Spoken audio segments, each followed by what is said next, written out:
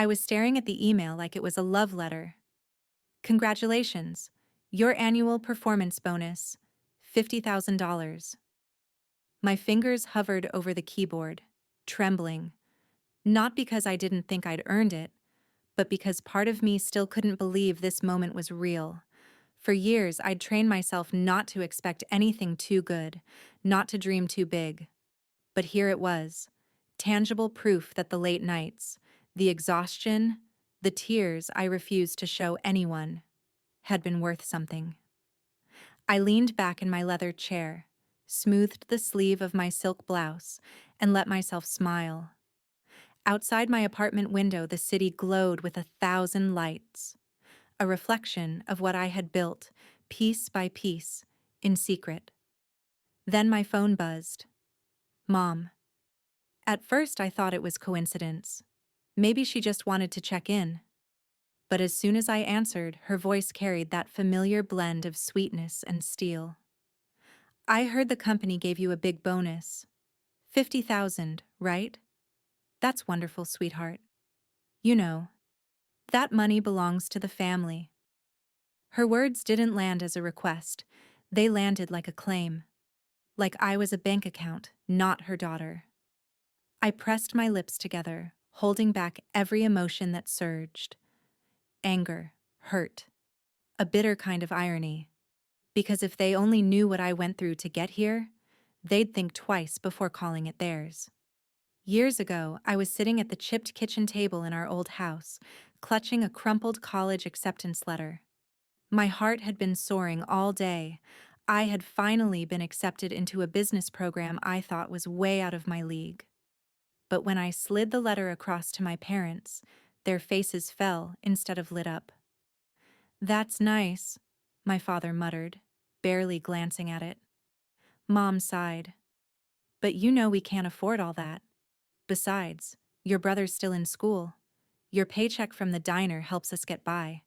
Family comes first." Her words cut me deeper than she knew. I wanted to scream, "And when do I come first?" But I stayed quiet. I always did. Over time, the resentment built. Every time I mentioned wanting more, maybe a side class, maybe saving for something of my own, the answer was the same. Selfish, unnecessary, impossible. The night I finally broke was the night my father told me, "Don't waste money chasing dreams. Just stay where you are. Help us. That's your duty." I remember gripping the edge of the table so hard my knuckles turned white. My hands shook, not from fear, but from the force of holding myself back. Tears blurred my vision, but I blinked them away.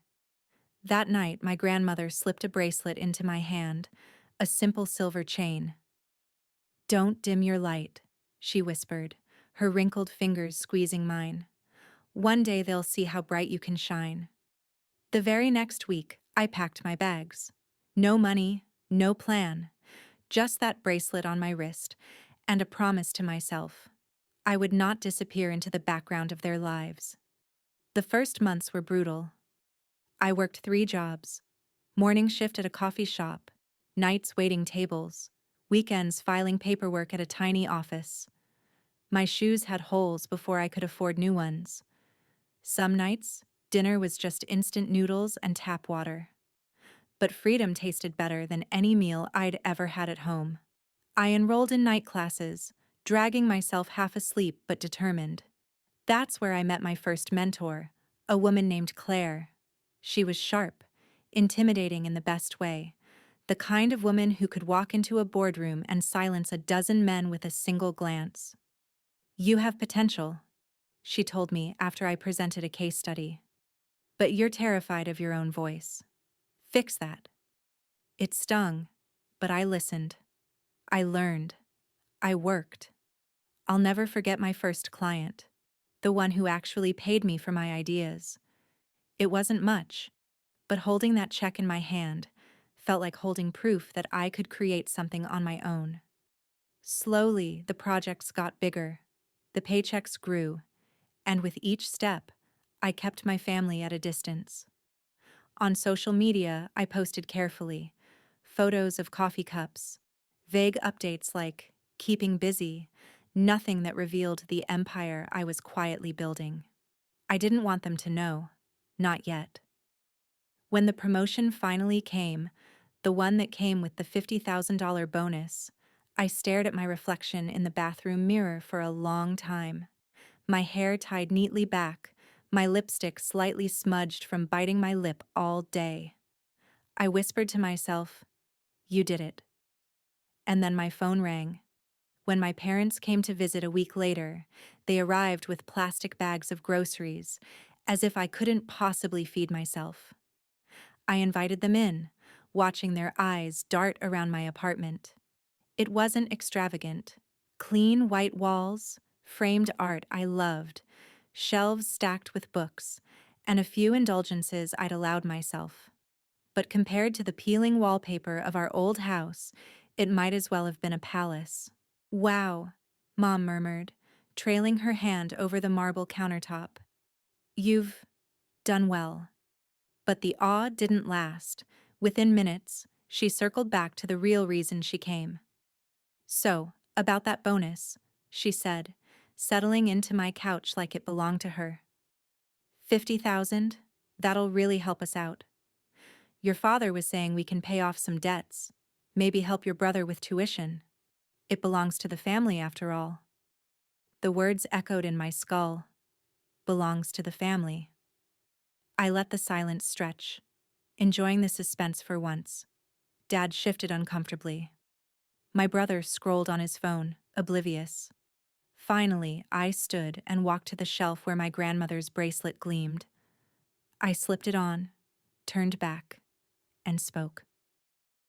"You think this bonus belongs to the family?" I said softly. "Do you know what it took to get here? I worked 3 jobs. I starved some nights.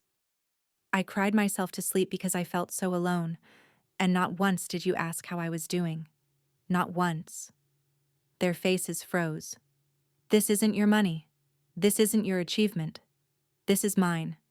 Every penny, every step, every scar I earned myself." I walked them through the apartment, pointing out small details. The frame certificate from my first client. The photo of Claire and me at my first corporate event.